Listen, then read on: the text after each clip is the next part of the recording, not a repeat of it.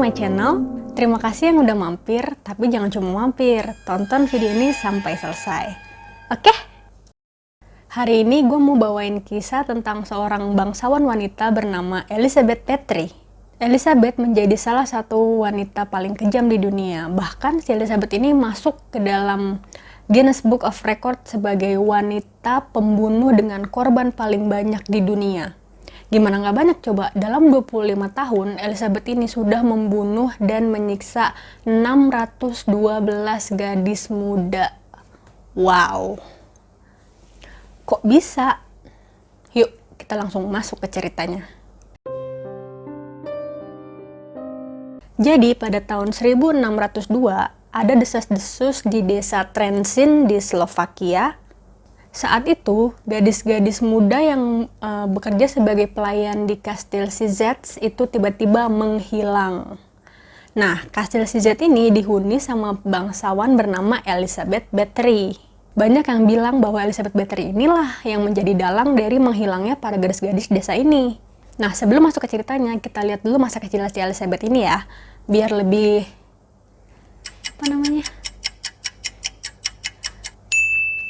relate ke ceritanya.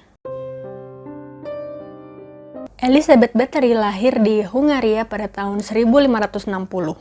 Elizabeth Bathory adalah seorang bangsawan dari Hungaria. Nah, ia ini dilahirkan dari sebuah keluarga tertua dan terkaya di Transilvania. Orang kaya lah istilahnya si Elizabeth ini. Elizabeth ini juga sepupu dari Stefan Bathory, yaitu Raja Polandia. Nah, Elizabeth Bathory ini lahir dari hubungan saudara ibu bapaknya nih.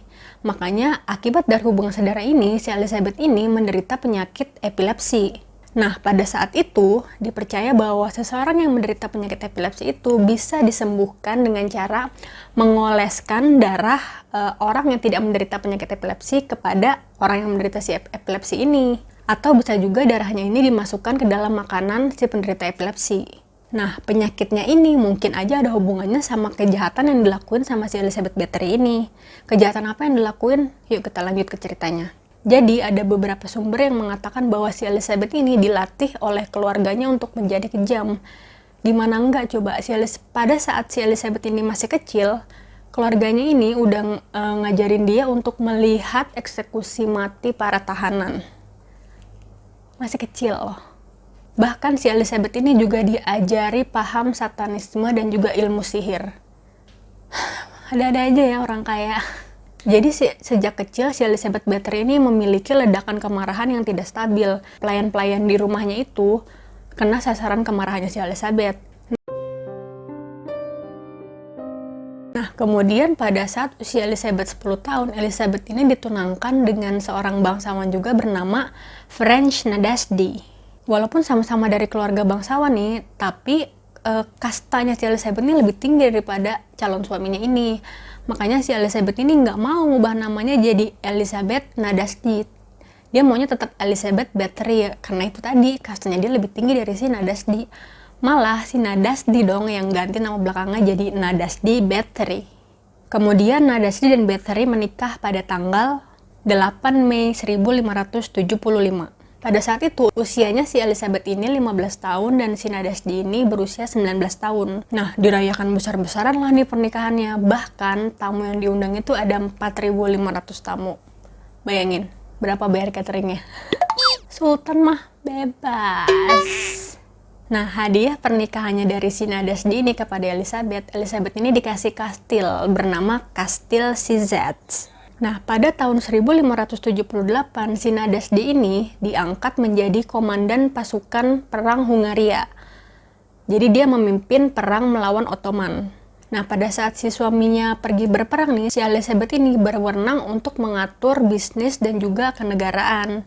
Bahkan si Elizabeth ini juga mengatur tentang kesehatan masyarakat di Hungaria. Nah, setelah 10 tahun pernikahannya ini, Elizabeth dan juga si Nadasdy ini belum dikaruniai anak. Ya gimana mau punya anak ya, si Nadasdy-nya sibuk berperang, si Elizabeth-nya sibuk ngurusin bisnis dan juga negara. Kapan ketemunya? Nah, baru pada tahun 1585, Elizabeth dan juga suaminya ini dikaruniai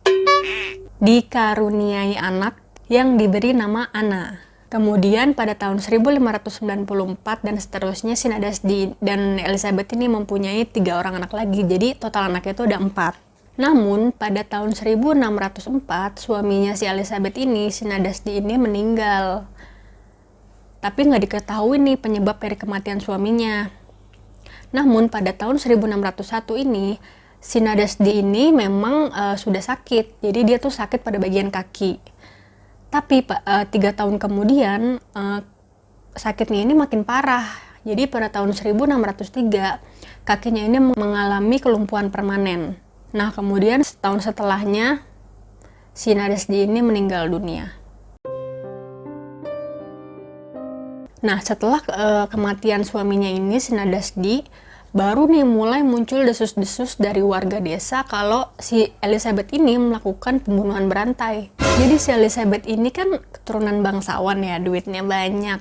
Dia punya kastil juga, pasti pelayannya di kastil tuh banyak kan. Nah para pelayan-pelayannya ini sering banget lihat si Elizabeth ini sering banget ngelihat dirinya di cermin. Udah gitu dia tuh ya narsis gitulah. Dia tuh merasa dirinya tuh wanita paling cantik. Ya intinya pokoknya dia memuji kecantikannya sendiri lah, narsis gitu. Tapi makin-makin kesini si Elizabeth ini kan udah brojolin 4 orang anak ya. Udah gitu usianya juga udah semakin tua. Waktu itu umurnya udah 40 tahunan. Nah si Elizabeth ini mulailah ngerasa muncul keriput-keriput di bawah matanya, di wajahnya. Terus dia tuh ngerasa, intinya dia tuh ngerasa udah gak cantik lagi. Karena si Elizabeth ini dulu kan dia diajarin sama keluarganya itu paham satanisme dan juga ilmu sihir. Nah, menurut pahamnya ini, untuk membuat kecantikan seseorang itu abadi, orang ini harus menumbalkan darah gadis muda yang masih perawan. Dari sini nih, kekejaman si Elizabeth ini makin menjadi-jadi. Jadi ada kejadian nih, di mana suatu hari ada seorang pelayannya yang lagi nyisirin rambutnya si Elizabeth ini. Nah, nggak sengaja nih pelayannya tuh kayak, rambut Elizabeth tuh kayak nyangkut, jadi kayak kejambak gitu si Elizabeth. Langsung dong di situ si Elizabeth tuh marah ke pelayannya, langsung ditampar pelayannya. Nah pas ditampar ini, pelayannya tuh berdarah dan darahnya itu muncrat ke tangannya si Elizabeth. Nah langsung nih si Elizabeth tiba-tiba menjilat, ya diisep lah si darahnya si pelayan tadi yang muncrat ke tangannya dia. Pas diisep, entah gimana ceritanya, si Elizabeth ini tuh ngerasa kalau dengan abis dia minum darah itu, dia tuh merasa segar, udah gitu dia tuh merasa muda kembali. Gila, gimana caranya coba? Dari sini nih si Elizabeth mulai kecanduan darah gadis-gadis muda. Jadi targetnya si Elizabeth ini adalah gadis-gadis muda yang masih perawan. Nah mulai deh tuh dia searching targetnya dia. Jadi pertama-tama targetnya dia itu adalah dia mulai dari pelayan-pelayan yang masih muda yang ada di kastilnya dia. Nah karena pelayan-pelayannya ini lama-lama kan stoknya terbatas, ya udah habis lah ya. Nah, dia mulai memperluas nih pencarian gadis-gadis mudanya. Yang dia lakukan adalah membuka lowongan kerja fiktif untuk para gadis-gadis muda yang berusia 14-18 tahun di sekitar kastilnya dia. Yang dia iming-imingin adalah pekerjaan sebagai pelayan di kastil dengan bayaran yang tinggi. Gimana nggak mau coba gadis-gadis muda ini? Gak lama kemudian, si Elizabeth ini memperluas lagi nih pencarian gadis-gadis mudanya. Jadi pada saat itu, Elizabeth ini mulai membunuh anak-anak bangsawan kelas rendahan yang dikirim sama orang tua mereka ke kastilnya si Elizabeth ini untuk belajar sopan santun. Tapi sama si Elizabeth ini malah dimanfaatkan dan diambil darahnya. Kehabisan juga Elizabeth, mulai nyari lagi dan akhirnya karena udah mentok nih, akhirnya jalan terakhirnya si Elizabeth ini nyuruh para kaki tangannya untuk menculik gadis-gadis di sekitar desa secara random. Lagian segini, tau dari mana coba si Elizabeth kalau para gadis-gadis ini masih perawan? Gimana cara ngeceknya? Hah? Coba. Apalagi zaman dulu, belum ada teknologi yang canggih. Jadi cara si Elizabeth untuk mengambil darah-darah gadis ini tuh kayak gini. Setelah berhasil memancing para korbannya nih, Elizabeth itu nggak langsung membunuhnya. Disiksa dulu perlahan-lahan, baru kalau dia udah puas, baru deh dia bunuh. Disiksanya itu mulai dari menggigit tubuh korbannya, merobek mulutnya dengan tangannya sendiri, memukul, memutilasi, bahkan akan membiarkan gadis-gadis kelaparan sampai mati. Gila. Pokoknya yang penting gimana caranya si Elizabeth ini dapat darah dari gadis-gadis ini. Si Elizabeth ini ngelakuin kejahatannya ini nggak sendiri. Dia punya 3 orang kaki tangan. Nah, para kaki tangannya inilah yang ngumpulin darah-darah para gadis ini. Jadi para kaki tangannya ini ngumpulin darahnya di sebuah ember. Nanti kalau udah dia masukin, dia tuangin ke bak mandinya si Elizabeth. Jadi darahnya gadis muda ini buat dia mandi, buat dia berendam. Gila nggak? Bahkan kejamnya lagi, beberapa korbannya ada yang digantung di langit-langit kamar mandinya untuk membuat sebuah pancuran darah ke bak mandinya si Elizabeth ini. Pengen lo mandi, terus ada mayat-mayat bergantungan, darahnya ngucur ke badan lo. Speechless. Sakit jiwa nih si Elizabeth ini. Cara si Elizabeth ini menyembunyikan kejahatannya supaya nggak terlihat mencurigakan. Jadi si Elizabeth ini memakamkan para korbannya dengan pemakaman yang layak. Bahkan si Elizabeth ini memanggil para pemuka agama untuk melakukan pemakaman untuk gadis-gadis ini. Elizabeth ini beralasan kepada si pemuka agama bahwa gadis ini meninggal karena kecelakaan kerja. Tapi hal ini nggak bertahan lama, karena lama-lama si para pemuka agama ini curiga kok makin lama makin banyak nih pelayannya yang mati di kastil si Elizabeth. Lama-lama si pemuka agama ini menolak untuk melakukan prosesi pemakaman. Nah, di sini si Elizabeth ngancam si pemuka agama ini, awas ya, jangan sampai hal-hal yang terjadi dalam kastil ini lu sebarin ke dunia luar. Nah, mulai kehabisan alasan kan dia. Nggak ada lagi nih pendeta yang mau nerima mayat gadis-gadis ini. Akhirnya si Elizabeth ini membuang sesuka hatinya kemanapun mayat para gadis-gadis ini. Ada yang ke ladang, ada yang ke sungai di sebelah kastilnya, ada yang ke kebun. Ya suka-suka Elizabeth lah, pokoknya dibuang kemana. Yang penting dia buang itu mayatnya dari kastil. Karena banyaknya gadis-gadis muda yang disekap sama si Elizabeth di kastilnya ini, ada salah satu korbannya yang berhasil nih melarikan diri. Pada saat itu si korbannya ini langsung melapor kepada pihak yang berwenang. Nah, di sini nih pihak yang berwenang mulai curiga, jangan-jangan si Elizabeth ini nih dalang dari hilangnya para gadis-gadis muda di desa dan juga para gadis-gadis muda bangsawan kelas rendahan. Kabar itu pun sampai ke telinga Raja Hungaria. Akhirnya Raja langsung memerintahkan sepupunya si Elizabeth sendiri untuk melakukan penyelidikan, yaitu Palatin Jorge Turzo. Kita panggilnya Turzo ya, susah banget namanya. Pada 30 Desember 1610, si Turzo ini melakukan penyelidikan ke kastilnya si Elizabeth. Pada saat dia datang ke kastilnya Elizabeth, dia melihat pemandangan yang sangat mengerikan. Banyak banget mayat-mayat yang bergelimpangan di kastilnya si Elizabeth ini. Jadi ada mayat seorang gadis muda yang tergeletak di atas meja makan. Ada lagi seorang lainnya yang masih hidup, cuman dia udah lemas karena nadinya tuh udah diiris, kemudian dia digantung dan darahnya tuh netes ke bawah. Di dalam penjara bawah tanah ditemukan beberapa gadis muda yang terkurung menunggu giliran untuk diambil darahnya sama si Elizabeth ini. Dan di bagian bawah kastilnya, mungkin di basement kali ya, ditemukan sekitar 50 mayat gadis muda yang sudah meninggal dan membusuk. Tanpa pikir panjang lagi, si Turzo ini langsunglah menangkap si Elizabeth dan juga 3 orang kaki tangannya ini. Dan di sini nih berakhirlah aksi kekejaman dari si Elizabeth. Pada bulan Januari 1611, akhirnya disidangkanlah kasusnya si Elizabeth ini dengan dipimpin langsung oleh Hakim Agung Kerajaan. Tapi di persidangan ini si Elizabeth ini nggak pernah datang dan dia nggak pernah mengakui kesalahannya. Gila ya, lu udah ngebunuh banyak banget orang tapi lu nggak ngaku dan lu nggak pernah datang ke persidangan. Why? Di pengadilan ini ditemukan fakta bahwa gadis-gadis ini tuh disiksa berminggu-minggu, bahkan berbulan-bulan sampai mereka meninggal. Ya gitu, si Elizabeth ini kan cuma butuh darahnya wanita-wanita ini kan.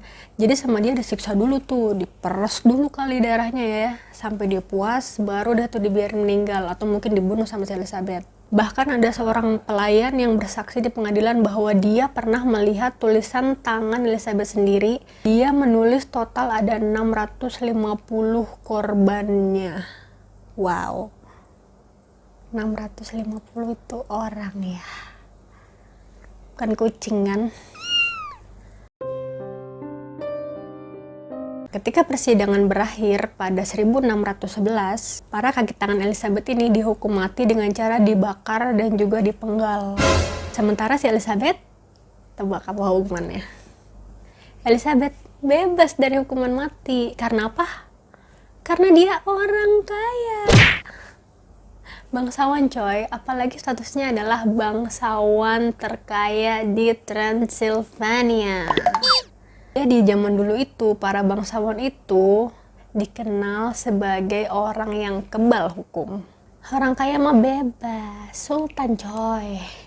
Yang kasihan itu para kaki tangannya tadi yang udah dihukum mati. Padahal kan dia juga disuruhnya sama si Elizabeth. Jadi si Elizabeth ini nggak dihukum mati, tapi dia ini cuma dihukum penjara di dalam kastilnya sendiri.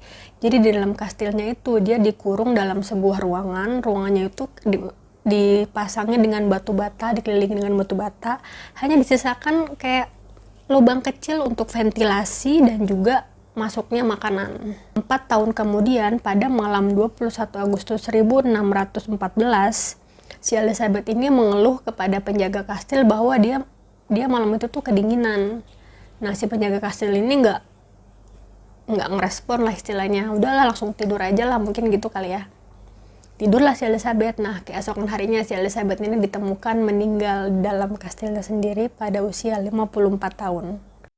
Nah, itu tadi kisahnya si Elizabeth Bathory, seorang bangsawan anak sultan kaya raya yang kejamnya sampai ubun-ubun. Astagfirullahaladzim, benar-benar kejam.